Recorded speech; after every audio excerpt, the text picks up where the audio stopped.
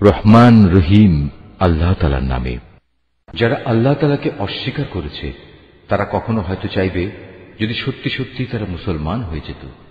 হে নবী, তুমি নিজ নিজ অবস্থার উপর তাদের ছেড়ে দাও। তারা খাওয়া দাওয়া করুক, ভোগ উপভোগ করতে থাকুক, মিথ্যা আশা তাদের মোহাচ্ছন্ন করে রাখুক। অচিরেই তারা জানতে পারবে কোন প্রতারণার জালে তারা আটকে পড়েছিল।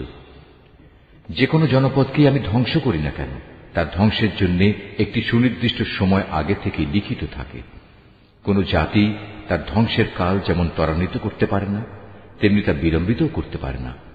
তারা বলে, ওহে, যার উপর কোরআন নাজিল করা হয়েছে তুমি অবশ্যই একজন উন্মাদ ব্যক্তি। তুমি সত্যবাদী নবী হলে আমাদের সামনে ফেরেশতাদের নিয়ে আসো না কেন? হে নবী, তুমি তাদের বলো, আমি ফেরেশতাদের কখনো কোনো সঠিক কারণ ছাড়া নাজিল করি না। তাছাড়া একবার যদি আযাবের আদেশ নিয়ে ফেরেশতারা এসেই যায় তবে তো আর তাদের কোনো অবকাশই দেয়া হবে না। আমি উপদেশ সম্বলিত কোরআন নাজিল করেছি এবং আমি একে সংরক্ষণ করি। তোমার আগেও পূর্ববর্তী জাতিসমূহের মাঝে আমি রসুল পাঠিয়েছিলাম। তাদের কাছে এমন একজন রসুলও আসেনি যার সাথে তারা ঠাট্টা বিদ্রূপ করেনি। এভাবেই আমি অপরাধীদের অন্তরে ঠাট্টা বিদ্রূপের এ প্রবণতা সঞ্চার করি। এরা কোনো অবস্থায় তার উপর ঈমান আনবে না। আসলে এই নিয়ম তো আগের মানুষদের থেকেই চলে এসেছে।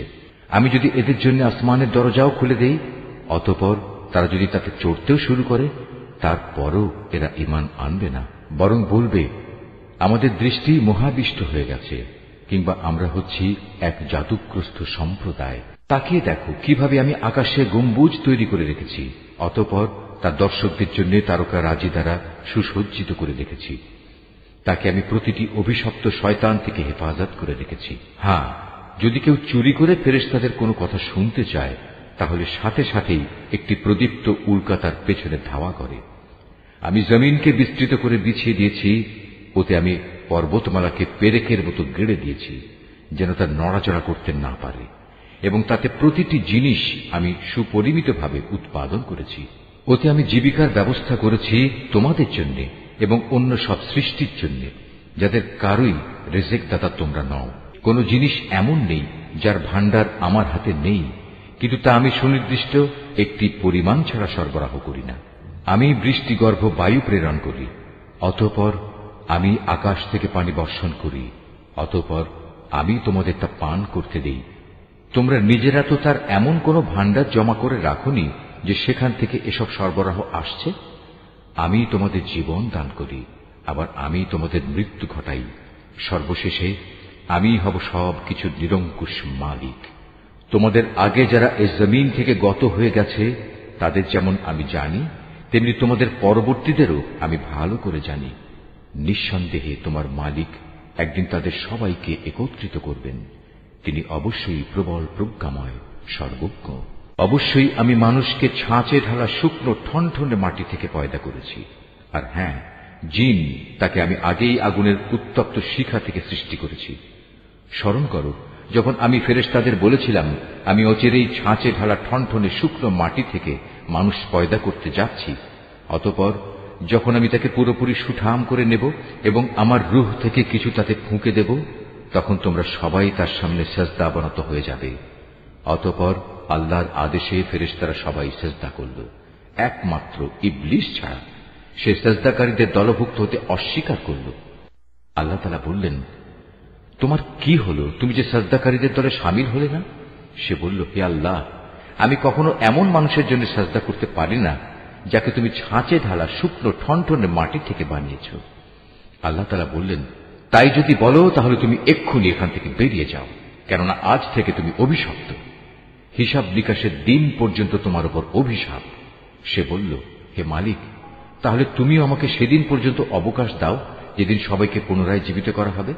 আল্লাহ তাআলা বললেন, হ্যাঁ, যাও। যাদের এ অবকাশ দেয়া হয়েছে তুমিও তাদের অন্তর্ভুক্ত হলে। এ অবকাশ সুনির্দিষ্ট সময় আসার দিন পর্যন্ত। সে বলল, হে আমার মালিক, তুমি যেভাবে আজ আমাকে পথভ্রষ্ট করে দিলে, আমিও তোমার শপথ করে বলছি আমি মানুষদের জন্য পৃথিবীতে তাদের গুনাহের কাজসমূহ শোভন করে তুলব এবং তাদের সবাইকে আমি পথভ্রষ্ট করে ছাড়ব। তবে তাদের মধ্যে যারা তোমার খাঁটি বান্দা তাদের কথা আলাদা। আল্লাহ তাআলা বললেন, পরীক্ষা নিরীক্ষার মাধ্যমে এটাই আমার কাছ পর্যন্ত পৌঁছানোর সহজ সরল পথ। হ্যাঁ, এ গোমরা মানুষদের মধ্যে যারা তোমার অনুসরণ করবে, তারা ছাড়া আমার যারা খাঁটি বান্দা, তাদের উপর তোমার কোনো আধিপত্য চলবে না। আর অবশ্যই জাহান্নাম হচ্ছে তাদের সবার প্রতিশ্রুত আশ্রয়। তাতে থাকবে 7টি বিশালকায় দরজা। আবার এগুলোর প্রতিটি দরজা দিয়ে প্রবেশ করার জন্য থাকবে শয়তানের অনুসারীদের একটা নির্দিষ্ট অংশ। এর বিপরীত যারা আল্লাহ তাআলাকে ভয় করে, তারা অবশ্যই সেদিন জান্নাত ও ঝর্ণাধারার বহুমুখী নিয়ামতে অবস্থান করবে। এই বলে তাদের অভিবাদন জানানো হবে, তোমরা শান্তি ও নিরাপত্তার সাথে সেখানে প্রবেশ করো। তাদের অন্তরে ঈর্ষা বিদ্বেষ যাই থাক না কেন, আমি সেদিন তা দূর করে দেব। তারা একে অপরের ভাই হয়ে পরস্পরের মুখোমুখি সেখানে অবস্থান করবে। সেখানে তাদের কোন রকম অবসাদ পর্যন্ত স্পর্শ করবে না, আর তারা সেখান থেকে কোনো দিন বহিষ্কৃতও হবে না। হে নবী, তুমি আমার বান্দাদের কথা বলে দাও, আমি যেমন ক্ষমাশীল পরম দয়ালু, তেমনি আমার আযাবও হচ্ছে অত্যন্ত কঠোর। হে নবী, তুমি তাদের ইব্রাহিমের মেহমানদের কাহিনী শোনাও। যখন তারা তার কাছে হাজির হয়ে বলল, তোমার উপর সালাম, তখন সে তাদের ভাবভঙ্গি দেখে বলল, আমরা অবশ্যই তোমাদের ব্যাপারে শঙ্কিত। ওরা বলল, না, তুমি আশঙ্কা করো না, আমরা তোমাকে এক জ্ঞানবান সন্তানের সুসংবাদ দিচ্ছি। সে বলল, তোমরা আমাকে সন্তানের সুসংবাদ দিচ্ছ, অথচ বার্ধক্যজনিত অবস্থা আমাকে স্পর্শ করে ফেলেছে। অতঃপর এ অবস্থায় তোমরা আমাকে কিসের সুসংবাদ শোনাচ্ছ? তারা বলল, হ্যাঁ, আমরা তোমাকে সঠিক সুসংবাদই দিচ্ছি, অতএব তুমি হতাশাগ্রস্তদের দলভুক্ত হও না। সে বলল, গোমরা ব্যক্তি ছাড়া আল্লাহর রহমত থেকে কে নিরাশ হতে পারে? হে আল্লাহর পাঠানো ফেরেশতারা, বলো, আমাকে এ সুসংবাদ দেয়া ছাড়া তোমাদের সামনে আর কি অভিযান রয়েছে? তারা বলল, হ্যাঁ, আমাদের এক নাফরমান জাতির বিরুদ্ধে অভিযানে পাঠানো হয়েছে, যারা অচিরেই বিনাশ হয়ে যাবে। তবে লুতের আপনজনরা বাদে আমরা সবাই আযাবের সময় তাদের সবাইকে উদ্ধার করব, কিন্তু তার স্ত্রীকে নয়। আল্লাহ তাআলা তার ব্যাপারে বলেন, আমি এই সিদ্ধান্ত নিয়েছি, সে আযাবের সময় পশ্চাৎবর্তী দলভুক্ত হয়ে থাকবে। যখন সে ফেরেশতারা লুতের পরিবার পরিজনদের কাছে এসে হাজির হল, তখন লুত বলল, আপনারা তো দেখছি অপরিচিত ধরনের লোক। তারা বলল, না, আসলে তা নয়, আমরা তাদের কাছে সে আযাবের বিষয়টা নিয়ে এসেছি, যার ব্যাপারে তারা ছিল সন্দিগ্ধ। আমরা তোমার কাছে সত্য সংবাদ নিয়ে এসেছি এবং আমরা হচ্ছি সত্যবাদী। সুতরাং তুমি রাতের কিছু অংশ থাকতে তোমার লোকজন সহ এ জনপদ থেকে বেরিয়ে পড়ো এবং তুমি নিজে তাদের পেছনে পেছনে চলতে থাকো। সাবধান, তোমাদের মধ্যে কেউ যেন পেছনে ফিরে না তাকায়। ঠিক যেদিকে যাওয়ার জন্য তোমাদের আদেশ করা হবে সেদিকে চলতে থাকবে। ইতিমধ্যে আমি তার কাছে এ ফয়সালা পাঠিয়ে দিয়েছি যে এ জনপদের মানুষগুলোকে ভোর হতেই মূলোৎপাটিত করে দেয়া হবে। ইতিমধ্যে নগরের অধিবাসীরা উল্লসিত হয়ে লুতের কাছে এসে হাজির হল। এদের আসতে দেখে সে বলল, হে আমার দেশবাসী, এরা হচ্ছে আমার মেহমান। এদের সাথে অশালীন আচরণ করে তোমরা আমাকে অপমান করো না। তোমরা আল্লাহ তাআলাকে ভয় করো এবং আমাকে এদের সামনে হেয় করো না। তারা বলল, আমরা কি তোমাকে দুনিয়া জোড়া মানুষের মেহমানদারি করা থেকে নিষেধ করিনি? এদের উক্তি শুনে সে বলল, একান্তই যদি তোমরা কিছু কামনা বাসনা চরিতার্থ করতে চাও, তবে এখানে আমার জাতির মেয়েরা রয়েছে, এদের বিয়ে করে তোমরা নিজেদের প্রয়োজন মেটাতে পারো। আল্লাহ তাআলা বললেন, হে নবী, তোমার জীবনে শপথ করে বলছি, সেদিন এরা নিদারুণ এক নেশায় বিভোর হয়ে পড়েছিল। আল্লাহর গজবের কোনো কথাই এরা বিশ্বাস করল না। অতঃপর সূর্যোদয়ের সাথে সাথেই এক মহান আদেশে তাদের উপর আঘাত হানল।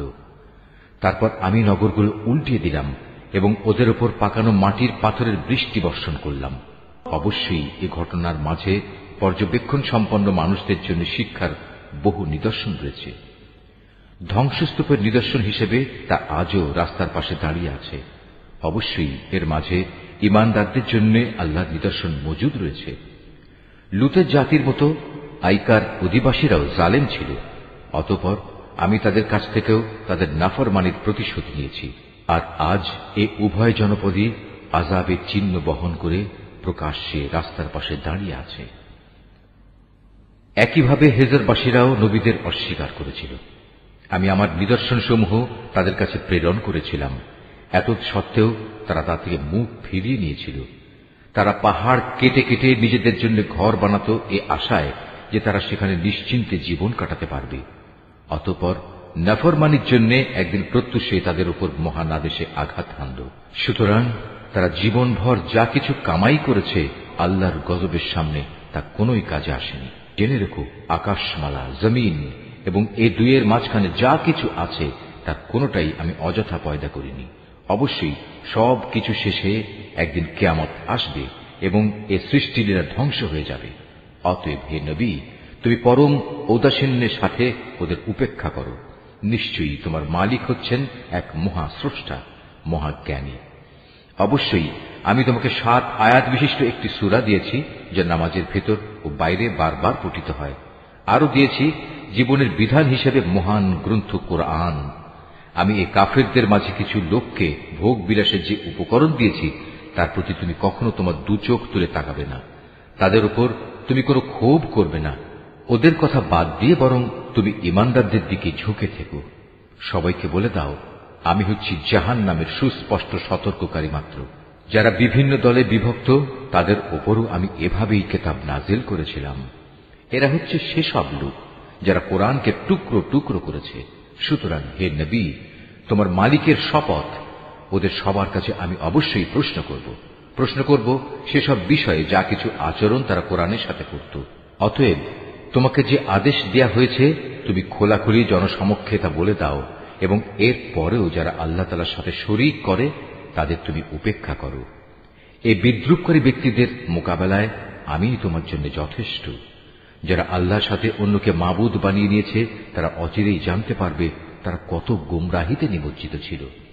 হে নবী, আমি একথা ভালো করেই জানি, ওরা যা কিছু বলে তাতে তোমার অন্তর সংকুচিত হয়। অতএব তুমি তোমার মালিকের প্রশংসা দ্বারা তার পবিত্রতা ঘোষণা করো এবং তুমিও সাজদাকারীদের দলে শামিল হয়ে যাও। হে নবী, যতক্ষণ পর্যন্ত তোমার কাছে নিশ্চিত মৃত্যুজনিত ঘটনা না আসবে ততক্ষণ পর্যন্ত তুমি তোমার মালিকের ইবাদত করতে থাকো। সূরা আন-নাহল। রহমান রহিম আল্লাহ তাআলার নামে। এ বুঝি আল্লাহ তাআলার আযাবের আদেশ এসে গেল? অতএব হে কাফেররা, এর জন্য তোমরা মোটেই তাড়াহুড়ো করো না। তিনি মহিমান্বিত। এ জালেম লোকেরা তার সাথে অন্যদের যেভাবে শরীক করে তিনি তার অনেক ঊর্ধ্বে। তিনি ওহী দিয়ে তার আদেশ বলে তার যে বান্দার উপর চান ফেরেশতাদের পাঠান। মানুষদের সতর্ক করে দাও, আমি ছাড়া দ্বিতীয় কোনো মাবুদ নেই, অতএব তোমরা আমাকেই ভয় করো। তিনি আসমান সমূহ ও জমিনকে যথাবিধি তৈরি করেছেন। তারা যাদের তার সাথে শরীক করে তিনি তার চাইতে অনেক ঊর্ধ্বে। তিনি ক্ষুদ্র একটি শুক্র কণা থেকে যে মানুষ তৈরি করেছেন, আশ্চর্যের ব্যাপার, সে এখানে এসে স্বয়ং তার স্রষ্টার সাথেই প্রকাশ্য বিতর্ককারী বনে গেল। তিনি চতুষ্পদ জানোয়ার পয়দা করেছেন। তোমাদের জন্য ওতে শীত বস্ত্রের উপকরণ সহ আরো অনেক ধরনের উপকার রয়েছে। সর্বোপরি তাদের কিছু অংশ তোমরা তো আহারও করে থাকো। তোমরা যখন গোধূলি লগ্নে ওদের ঘরে ফিরিয়ে আনো, আবার প্রভাতে যখন ওদের চারণভূমিতে নিয়ে যাও, তখন এর মাঝে তোমাদের জন্য নয়নাভিরাম সৌন্দর্য উপকরণ থাকে। তোমাদের পণ্য সামগ্রীর বোঝাও তারা এমন দূর দূরান্তের শহরে বন্দরে নিয়ে যায় যেখানে প্রাণান্তকর কষ্ট ব্যথি রেখে তোমরা কোনো দিনই সেসব পণ্য নিয়ে পৌঁছতে পারতে না। অবশ্যই তোমাদের মালিক তোমাদের উপর স্নেহপরায়ণ ও পরম দয়ালু। তিনি ঘোড়া, খচ্চর ও গাধা সৃষ্টি করেছেন যাতে তোমরা আরোহণ করো। এছাড়া তাতে শোভা বর্ধনের ব্যবস্থা রয়েছে। তিনি আরো এমন অনেক ধরনের জন্তু জানোয়ার পয়দা করেছেন যার পরিমাণ ও উপযোগিতা সম্পর্কে তোমরা এখনো পর্যন্ত কিছুই জানো না। আল্লাহ তাআলার উপরে নির্ভর করে মানুষদের সরল পথ নির্দেশ করো, বিশেষ করে যেখানে অন্য পথের মধ্যে কিছু বাঁকা পথও রয়েছে। তিনি যদি চাইতেন তাহলে তিনি সবাইকেই সরল পথে পরিচালিত করতে পারতেন। তিনি আসমান থেকে তোমাদের জন্য পানি বর্ষণ করেন। তার কিছু অংশ হচ্ছে পান করার, আর কিছু অংশ এমন সেখানে তা দ্বারা গাছপালা জন্মায় যাতে তোমরা জন্তু জানোয়ারদের প্রতিপালন করো। সে পানি দ্বারা তিনি তোমাদের জন্য শস্য উৎপাদন করেন। জৈতুন, খেজুর ও আঙুর সহ সব ধরনের ফল জন্মান। অবশ্যই এর মাঝে চিন্তাশীল সম্প্রদায়ের জন্য অনেক নিদর্শন রয়েছে। তিনি তোমাদের সুবিধার জন্য রাত, দিন ও চাঁদ সূরজকে নিয়ন্ত্রিত করে দিয়েছেন। নক্ষত্র রাজিও তার আদেশে নিয়ন্ত্রণাধীন রয়েছে। অবশ্যই এর মাঝে তাদের জন্য প্রচুর নিদর্শন রয়েছে যারা বোধ শক্তি সম্পন্ন। রং বেরঙের আরো অনেক বস্তুও তিনি তোমাদের নিয়ন্ত্রণাধীন করেছেন, যা পৃথিবীর বুকে তিনি তোমাদের জন্য সৃষ্টি করে রেখেছেন।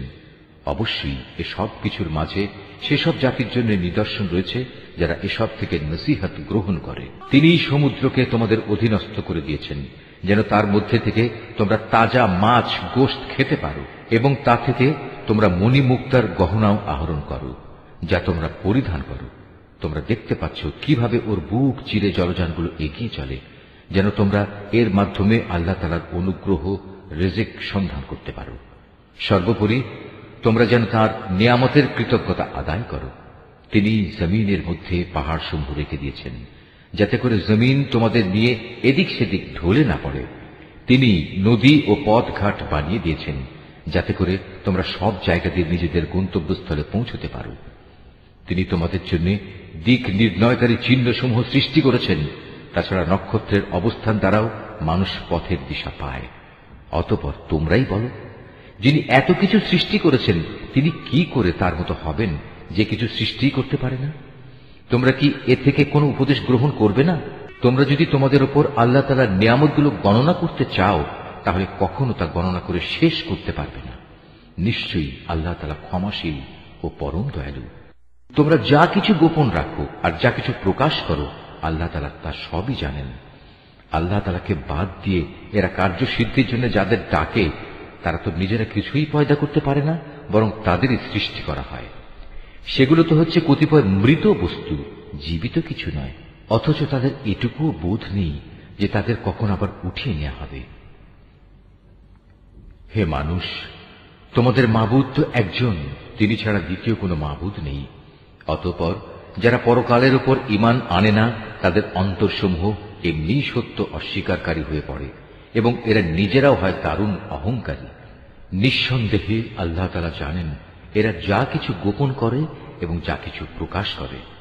তিনি কখনো অহংকারীদের পছন্দ করেন না। যখন এদের এ মর্মে জিজ্ঞেস করা হয়, তোমাদের মালিক কি ধরনের জিনিস নাজিল করলেন, তখন তারা বলে, তা তো আগের কালের উপকথা ছাড়া আর কিছুই নয়। ফলে শেষ বিচারের দিন এরা নিজেদের পাপের ভার পূর্ণ মাত্রায় বহন করবে। এরা সেদিন তাদের পাপের বোঝা বহন করবে যাদের এরা জ্ঞান ভিত্তিক প্রমাণ ছাড়া গোমরা করে দিয়েছিল। ওরা যা বহন করে চলেছে তা কত নিকৃষ্ট।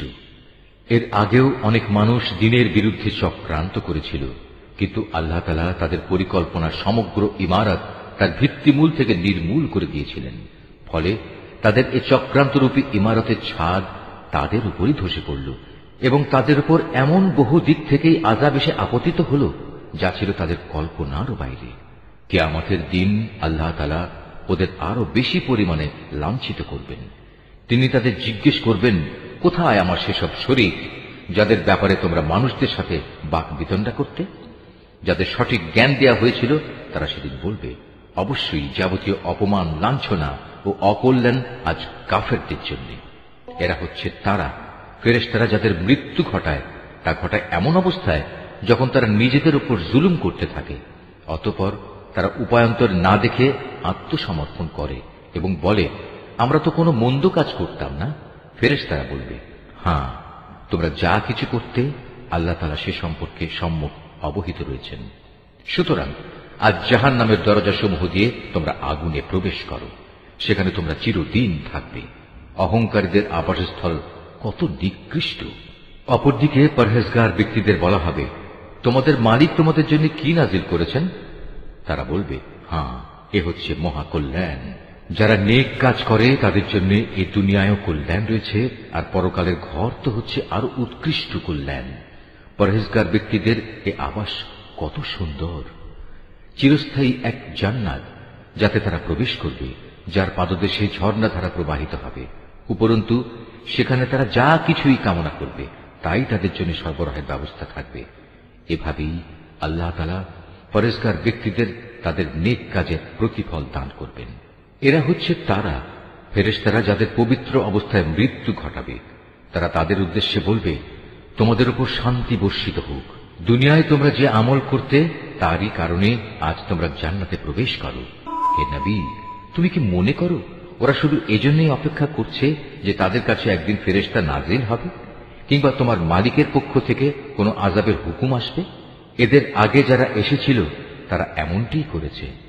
এদের উপর আযাব পাঠিয়ে আল্লাহ তাআলা কোনো জুলুম করেননি, বরং তারা নিজেরাই নিজেদের উপর জুলুম করেছে। পরিশেষে তাদের উপর তাদের মন্দ কাজের শাস্তি আপতিত হল। একসময় সে আযাব তাদের পরিবেষ্টন করে নিল, যা নিয়ে তারা হামেশা ঠাট্টা বিদ্রূপ করে বেড়াত।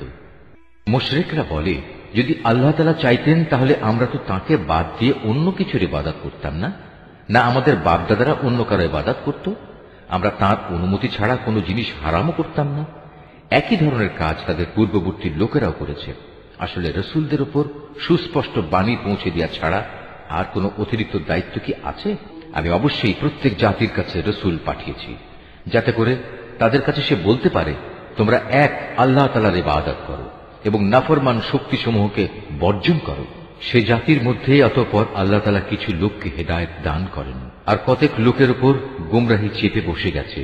অতএব তোমরা আল্লাহর জমিনে পরিভ্রমণ করো এবং দেখো যারা রসুলদের মিথ্যা প্রতিপন্ন করেছে তাদের কি ভয়াবহ পরিণাম হয়েছিল। হে নবী, তুমি এদের হেদায়েতের ব্যাপারে যতই আগ্রহী হও না কেন, এরা কখনো হেদায়েত পাবে না, কেননা আল্লাহ তাআলা যাকে গোমরাহ করে দিয়েছেন তাকে তিনি সৎ পথে পরিচালিত করবেন না। আর এমন লোকদের আযাব থেকে বাঁচানোর জন্য কোনো সাহায্যকারীও নেই। এরা আল্লাহ তাআলার নামে শক্ত ধরনের শপথ করে বলে, যে ব্যক্তির মৃত্যু হয়ে যায় তাকে আল্লাহ তাআলা কখনো দ্বিতীয়বার উঠিয়ে আনবেন না। হে নবী, তুমি বলো, হ্যাঁ অবশ্যই এটা তাঁর সত্য ওয়াদা, কিন্তু অধিকাংশ মানুষই তো জানে না। এটা তিনি এজন্য করবেন যে বিষয়ে এরা মতবিরোধ করত। কিয়ামতের দিন তাদের জন্য তিনি তা স্পষ্ট করে দেখিয়ে দেবেন, এবং যারা আজ অস্বীকার করে তারাও একথাটা জেনে নেবে, তারা সত্যি সত্যি ছিল মিথ্যাবাদী।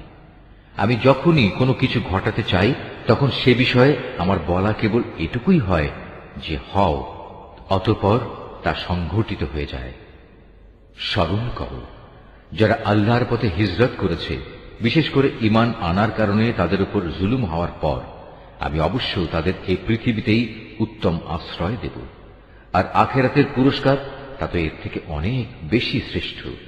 কত ভালো হতো যদি তারা কথাটা জানত। যারা বিপদে ধৈর্য ধারণ করে এবং যারা আল্লাহর উপর নির্ভরশীল থাকে তাদের জন্য আখিরাতের অনেক পুরস্কার রয়েছে।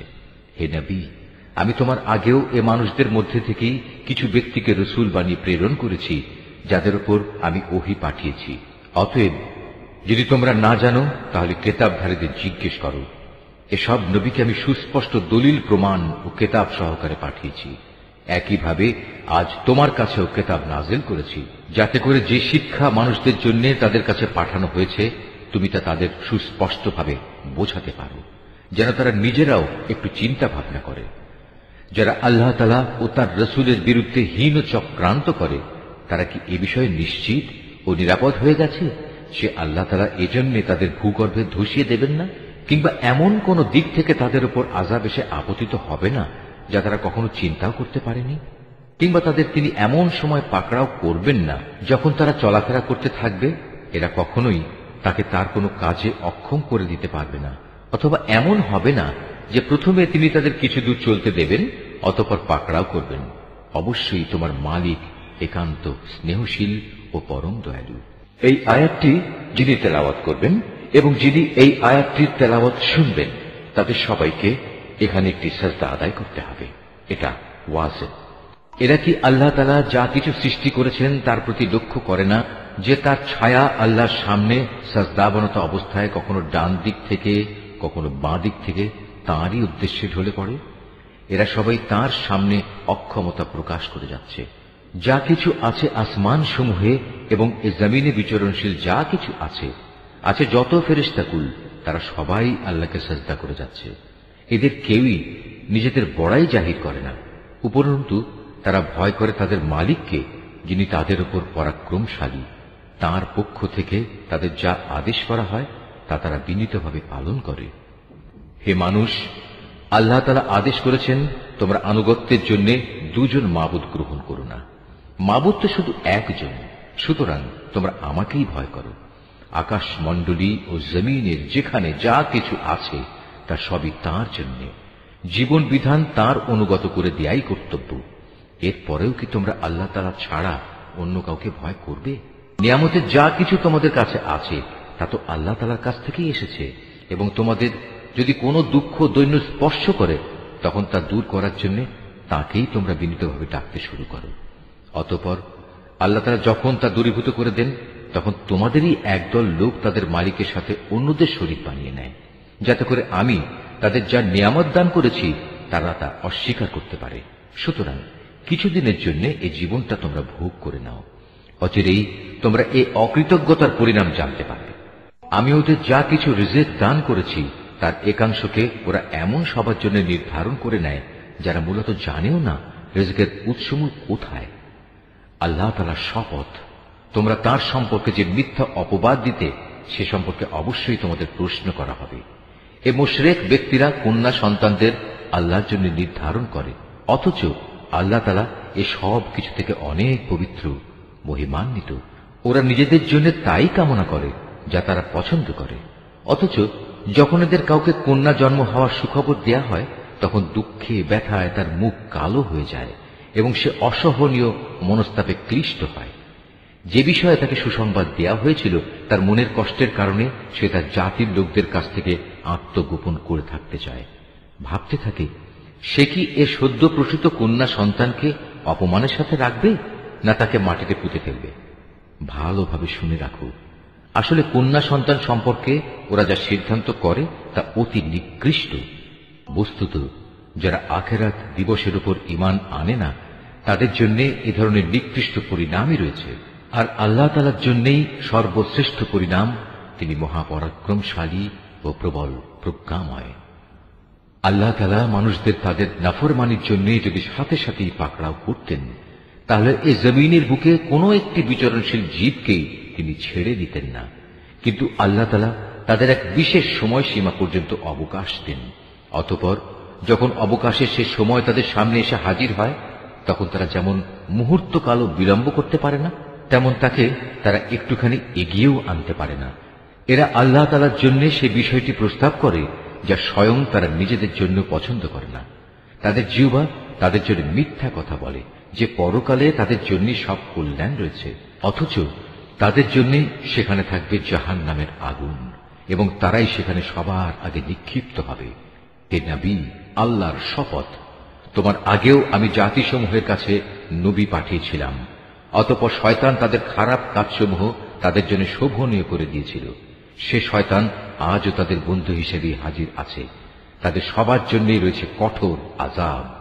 হে নবী, আমি তোমার উপর এই কিতাব এজন্যই নাযিল করেছি যেন তুমি তাদের সামনে সেই বিষয়সমূহ সুস্পষ্ট করে পেশ করতে পারো যা নিয়ে তারা মতবিরোধ করত। বস্তুত এই কিতাব হচ্ছে ঈমানদার লোকদের জন্য হিদায়াত ও আল্লাহ তাআলার অনুগ্রহ স্বরূপ। আল্লাহ তাআলা আসমান থেকে পানি বর্ষণ করেন, অতঃপর একবার মুর্দা হয়ে যাওয়ার পর সে পানি দিয়ে তিনি জমিনকে জীবিত করে তোলেন।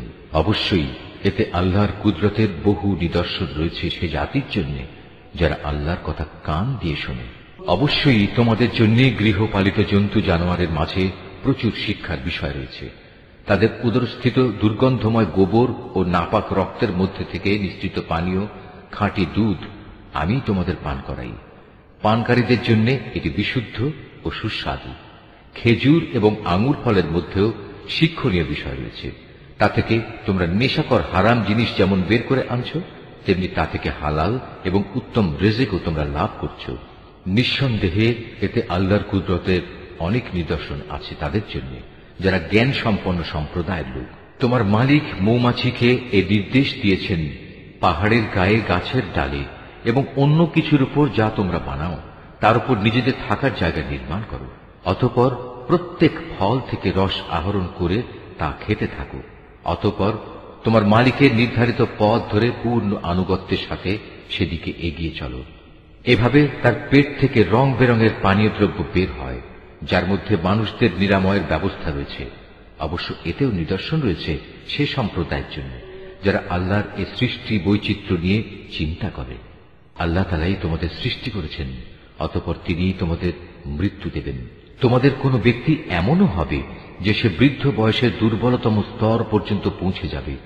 এতে করে কৈশোরে এবং যৌবনে কোনো বিষয় জানার পর সে পুনরায় অজ্ঞ হয়ে যাবে। আল্লাহ তাআলা অবশ্যই সর্বজ্ঞ, তিনি সর্বশক্তিমান। আল্লাহ তাআলা তোমাদের কাউকে কারো উপর রিজিকের ব্যাপারে প্রাধান্য দিয়ে রেখেছেন। অতঃপর যাদের এ ব্যাপারে শ্রেষ্ঠত্ব দেয়া হয়েছে তারা আবার তাদের অধীনস্থ দাস দাসীদের নিজেদের সামগ্রী থেকে কিছুই দিতে চায় না। তাদের আশঙ্কা হচ্ছে এমনটি করলে এই ব্যাপারে তারা উভয়ে সমান পর্যায়ের হয়ে যাবে। তবে কি এরা আল্লাহর এই নিয়ামত অস্বীকার করে?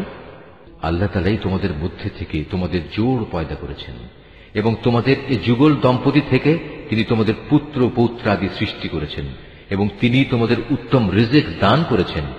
তারপরেও কি এরা বাতিলের উপর বিশ্বাস স্থাপন করবে আর আল্লাহর নিয়ামতকে অবিশ্বাস করবে?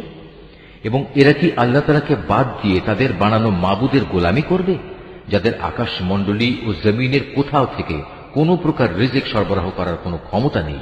সুতরাং হে মানুষ, তোমরা আল্লাহ তাআলার কোনো সদৃশ্য দাঁড় করিও না। অবশ্যই আল্লাহ তাআলা সব কিছু জানেন, তোমরা কিছুই জানো না। আল্লাহ তাআলা এখানে অপরের অধিকারভুক্ত একটি দাসের উদাহরণ দিচ্ছেন যে নিজে থেকে কোনো কিছু করার ক্ষমতা রাখে না। উদাহরণ দিচ্ছেন এমন ব্যক্তির সাথে যাকে আমি আমার পক্ষ থেকে উত্তম রিজিক দান করেছি এবং সে তা থেকে গোপনে ও প্রকাশ্যে ব্যয় করে চলেছে। তোমরা কি মনে করো এরা উভয় সমান? না, কখনো নয়। সমস্ত প্রশংসা আল্লাহ তাআলার জন্য, কিন্তু এদের অধিকাংশ মানুষই কিছু জানে না। আল্লাহ তাআলা আরো দুজন মানুষের উদাহরণ দিচ্ছেন। তাদের একজন হচ্ছে মূক, সে কোনো কিছুই নিজে থেকে করতে বা বলতে পারে না। সে সবসময় নিজের মনিবের উপর বোঝা হয়ে থাকে। যেখানেই তাকে সে পাঠায় না কেন সে কোনো ভালো কিছু নিয়ে আসতে পারে না। এই অক্ষম ব্যক্তিটি কি সমান হতে পারে সে ব্যক্তি যে নিজে মুক্ত নয়, বরং সে অন্য মানুষদের ন্যায় কাজের আদেশ দিতে সক্ষম? সর্বোপরি যে ব্যক্তি সহজ সরল পথের উপর আছে। আসমান সমূহ ও জমিনে যাবতীয় অদৃশ্য জ্ঞান একমাত্র আল্লাহর জন্যই নির্দিষ্ট রয়েছে। কিয়ামত অনুষ্ঠানের ব্যাপার তো তাঁর কাছে চোখের পলকের ন্যায়, বরং তার চাইতেও নিকটবর্তী। আল্লাহ তাআলা অবশ্যই সর্ববিষয়ের উপর শক্তিমান। আল্লাহ তাআলা তোমাদের মায়ের পেট থেকে এমন এক অবস্থায় বের করে এনেছেন যে তোমরা তার কিছুই জানতে না। অতঃপর তিনি তোমাদের কান, চোখ ও দিল দিয়েছেন যাতে করে তোমরা শুকর আদায় করতে পারো। এরা কি পাখিটির দিকে তাকিয়ে দেখে না যে আকাশের শূন্য গর্ভে সহজে বিচরণ করছে? আল্লাহ তাআলা ছাড়া এমন কে আছে যিনি এদের শূন্যের মাঝে স্থির করে ধরে রাখেন? অবশ্যই এর নিপুণ ব্যবস্থাপনার মাঝে ঈমানদার সম্প্রদায়ের জন্য অনেক নিদর্শন রয়েছে। আল্লাহ তাআলাই তোমাদের জন্য তোমাদের ঘরগুলোকে শান্তির নীড় বানিয়েছেন। তিনি তোমাদের জন্য পশুর চামড়া দিয়ে তাঁবুর হালকা ঘর বানাবার ব্যবস্থা করেছেন যাতে তোমরা ভ্রমণের দিনে তা সহজভাবে বহন করে নিতে পারো। আবার কোথাও অবস্থান নেওয়ার সময়ও তা ব্যবহার করতে পারো। ওদের পশম, ওদের লোম, ওদের কেশ থেকে তিনি একটি নির্দিষ্ট মেয়াদের জন্য তোমাদের অনেক ব্যবহার উপযোগী সামগ্রী বানাবার ব্যবস্থা করে দিয়েছেন। আল্লাহ তাআলা যা কিছু সৃষ্টি করেছেন তা থেকে তিনি তোমাদের জন্য ছায়ার ব্যবস্থা করে দিয়েছেন। তিনি তোমাদের জন্য পাহাড়ের মাঝে আশ্রয়ের ব্যবস্থা করেছেন। তিনি আরো ব্যবস্থা করেছেন তোমাদের জন্য পরিধেয় বস্ত্রের, যা তোমাদের প্রচন্ড তাপ থেকে রক্ষা করে। আরো ব্যবস্থা করেছেন এমন পরিধেয় সমূহের যা তোমাদেরকে তোমাদের সমস্যা সংকট থেকে বাঁচিয়ে রাখে। এভাবেই তিনি তোমাদের উপর তার নিয়ামত সমূহ পূর্ণ করে দেন যাতে করে তোমরা তার অনুগত বান্দা হতে পারো। যদি তারা সত্য থেকে মুখ ফিরিয়ে নেয় তবে তুমি জেনে রেখো তাদের কাছে সুস্পষ্ট বক্তব্য পৌঁছে দেওয়া ছাড়া তোমার আর কোনোই দায়িত্ব নেই। এসব লোকেরা আল্লাহ তাআলার নিয়ামত ভালো করেই চেনে, কিন্তু এ সত্ত্বেও তারা তা অস্বীকার করে। আসলে ওদের অধিকাংশ মানুষই হচ্ছে অকৃতজ্ঞ। স্মরণ করো যেদিন আমি প্রতিটি সম্প্রদায়ের মধ্যে থেকে এক একজন সাক্ষী দাঁড় করিয়ে দেব। অতঃপর কাফেরদের কোন রকম কৈফিয়ত দেওয়ার অনুমতি দেওয়া হবে না, না তাদের সেদিন আল্লাহ সন্তুষ্টির জন্য কোনো সুযোগ দেওয়া হবে। সেদিন যখন জালেমরা আযাব দেখতে পাবে তখন ভীষণ চিৎকার করে তা থেকে বাঁচার চেষ্টা করবে, কিন্তু কোন চিৎকারেই তাদের উপর থেকে শাস্তি লঘু করা হবে না, না এ ব্যাপারে তাদের কোন রকম অবকাশ দেয়া হবে। মুশরিক ব্যক্তিরা যাদের আল্লাহর সাথে শরীক করেছিল সেদিন যখন তারা সেসব লোকদের দেখবে তখন বলবে, হে আমাদের মালিক, এরাই তো সেসব লোক যাদের আমরা তোমার বদলে ডাকতাম। অতঃপর সে শরীক কিংবা মুশরিক ব্যক্তিরা উল্টো তাদের উপরেই অভিযোগ নিক্ষেপ করে বলবে, না আসলে তোমরাই হচ্ছে মিথ্যাবাদী। তখন এ মুশরিক ব্যক্তিরা আল্লাহর কাছে আত্মসমর্পণ করবে। যা কিছু কথা তারা উদ্ভাবন করত সেদিন তা নিষ্ফল হয়ে যাবে। যারা কুফরি করেছে এবং অন্য মানুষদেরও আল্লাহর পথ থেকে বাধা দিয়েছে আমি সেদিন তাদের আযাবের উপর আযাব বৃদ্ধি করব। এটা হচ্ছে তাদের সেই অশান্তি ও ফাসাদের শাস্তি যা তারা দুনিয়ায় করে এসেছে। সেদিনের কথা স্মরণ করো যেদিন আমি প্রত্যেক সম্প্রদায়ের মধ্যে স্বয়ং তাদেরই মধ্যে থেকে তাদের উপর একজন সাক্ষী উত্থিত করব, এবং এ লোকদের উপর আমি তোমাকেও সাক্ষী রূপে নিয়ে আসব। আমি তোমার উপর কেতাব নাজিল করেছি। মুসলমানদের জন্য এই কেতাব হচ্ছে দ্বীন সম্পর্কিত সব কিছুর ব্যাখ্যা, আল্লাহর হিদায়াত ও মুসলমানদের জন্য জান্নাতের সুসংবাদ স্বরূপ। অবশ্যই আল্লাহ তাআলা ন্যায় পরায়ণতা, সদাচরণ ও আত্মীয় স্বজনকে দান করার নির্দেশ দেন, এবং তিনি অশ্লীলতা, অসৎ কাজকর্ম ও সীমা লঙ্ঘনজনিত সব কাজ থেকে নিষেধ করেন। তিনি তোমাদের এগুলো মেনে চলার উপদেশ দেন যাতে করে তোমরা এ থেকে শিক্ষা গ্রহণ করতে পারো। যখন তোমরা নিজেদের মধ্যে আল্লাহর নামে কোনো অঙ্গীকার করো তখন তা পূর্ণ করো, এবং একবার এ শপথকে পাকাপোক্ত করে নেওয়ার পর তা ভঙ্গ করো না, কেননা এ শপথের জন্য তোমরা আল্লাহকে সাক্ষী করেছ। অবশ্যই আল্লাহ তাআলা জানেন তোমরা কখন কোথায় কি করো। তোমরা কখনো সেই নারীর মতো হয়েও না যে অনেক পরিশ্রম করে নিজের জন্য কিছু সুতা কাটল, কিন্তু পরে তা নিজেই টুকরো টুকরো করে ছিঁড়ে ফেলল। তোমরা তো তোমাদের পারস্পরিক ব্যাপারে নিজেদের শপথগুলো ধোঁকা ও প্রবঞ্চনার উদ্দেশ্যে ব্যবহার করো, যাতে করে তোমাদের একদল আরেক দল থেকে অগ্রগামী হয়ে যেতে পারে। আসলে আল্লাহ তাআলা এই বিষয়টি দিয়ে তোমাদের পরীক্ষা নেন মাত্র। তাছাড়া তোমরা যেসব বিষয়ে মতবিরোধ করছো, কিয়ামতের দিন অবশ্যই তিনি তা সবার সামনে প্রকাশ করে দেবেন। আল্লাহ তাআলা যদি চাইতেন তাহলে তোমাদের সবাইকে এক জাতি বানিয়ে দিতে পারতেন। তিনি যাকে ইচ্ছা তাকে বিভ্রান্ত করেন, আবার যাকে ইচ্ছা তাকে সৎ পথে পরিচালিত করেন। তোমরা কি করতে সে সম্পর্কে তোমাদের অবশ্যই প্রশ্ন করা হবে। তোমরা তোমাদের শপথগুলো পরস্পরকে প্রবঞ্চনা করার উদ্দেশ্যে ব্যবহার করো না।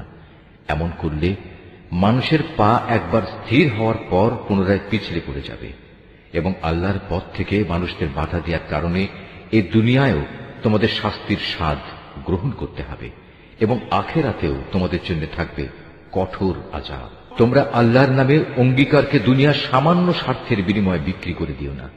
সততা ও বিশ্বস্ততার পুরস্কার যা আল্লাহর কাছে আছে তা তোমাদের জন্য অনেক উত্তম। যদি তোমরা জানতে যা কিছু সহায় সম্পদ তোমাদের কাছে আছে তা একদিন নিঃশেষ হয়ে যাবে, অপরদিকে আল্লাহর কাছে এর যা বিনিময় আছে তা হামেশাই বাকি থাকবে। সে আশায় যারা ধৈর্য ধারণ করেছে এবং ভালো কাজ করেছে, নিশ্চয়ই আল্লাহ তাআলা তাদের সেসব কর্মের শ্রেষ্ঠ পুরস্কার দেবেন। তোমাদের পুরুষ কিংবা নারীর মধ্যে যে ব্যক্তি কোনো নেক কাজ করবে এমতাবস্থায় যে সে হবে যথার্থ মোমেন, তাহলে অবশ্যই তাকে আমি দুনিয়ার বুকে পবিত্র জীবন যাপন করাবো, এবং আখিরাতের জীবনেও তাদের দুনিয়ার জীবনের কার্যক্রমের অবশ্যই উত্তম বিনিময় দান করব। অতঃপর তোমরা যখন কোরআন পড়তে শুরু করবে তখন বিতাড়িত শয়তানের ওয়াসওয়াসা থেকে আল্লাহর কাছে আশ্রয় চাও।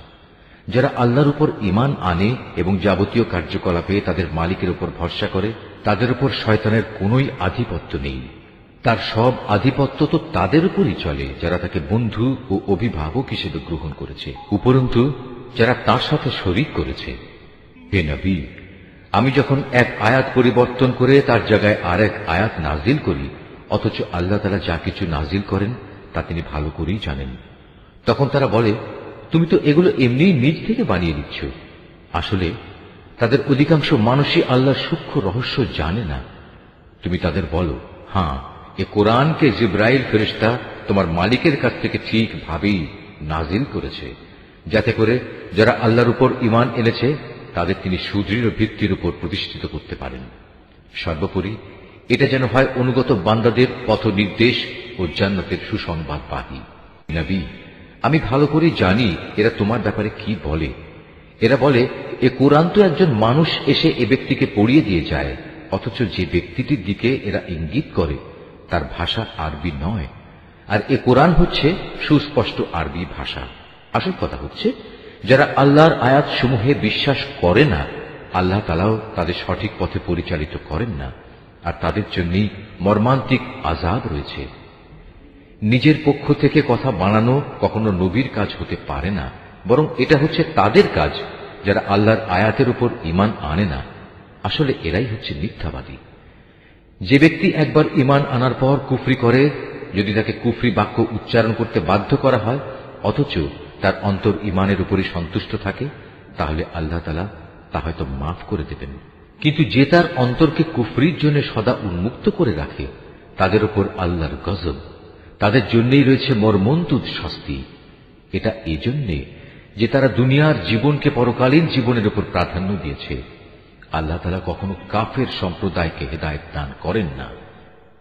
এরাই হচ্ছে সেসব লোক যাদের অন্তরে, যাদের কানে ও যাদের চোখের উপর আল্লাহ তাআলা সিল এঁটে দিয়েছেন।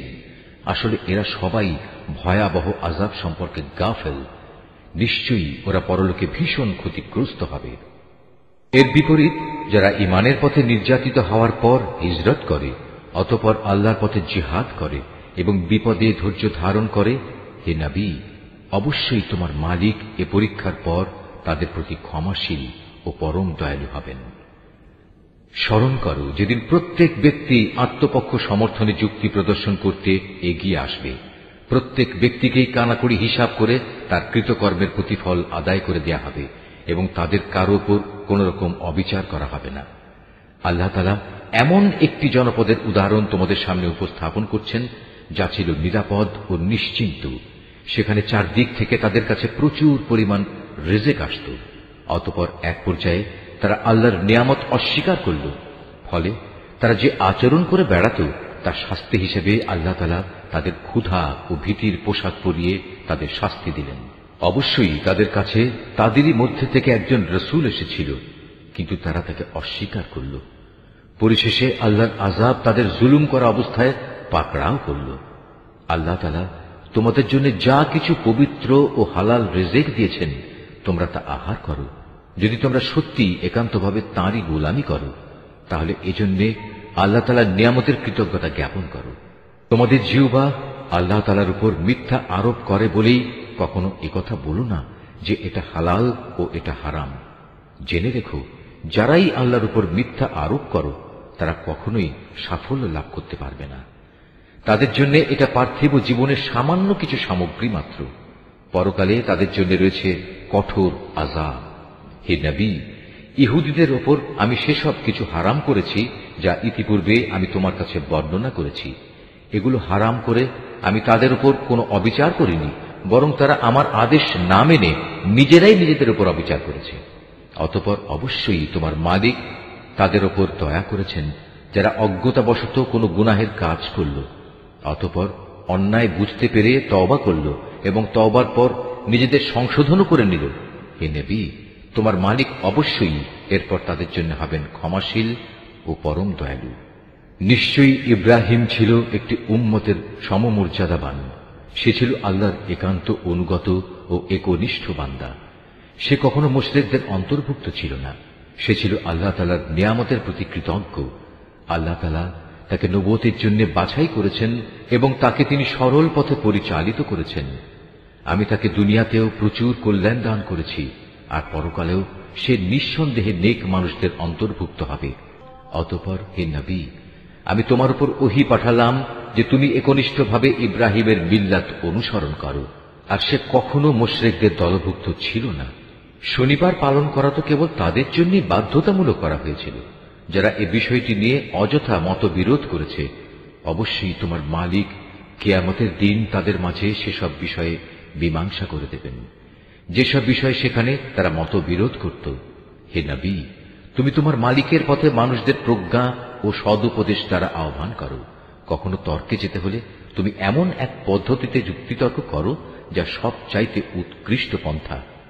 তোমার মালিক এটা ভালো করেই জানেন কে তার পথ থেকে বিপদগামী হয়ে গেছে, আবার যে ব্যক্তি হেদায়েতের পথে রয়েছে তিনি তার সম্পর্কেও সবিশেষ অবহিত আছেন।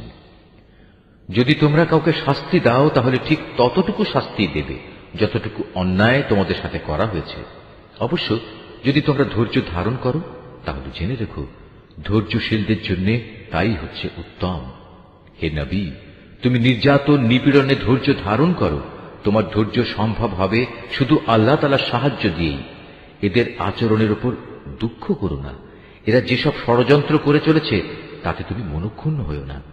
অবশ্যই আল্লাহ তাআলা তাদের সাথে রয়েছেন যারা জীবনের সর্বত্র আল্লাহ তাআলাকে ভয় করে চলে, সর্বোপরি তারা হবে সৎ কর্মশীল। নিশ্চয়ই আল্লাহ যা বলেছেন সত্য বলেছেন।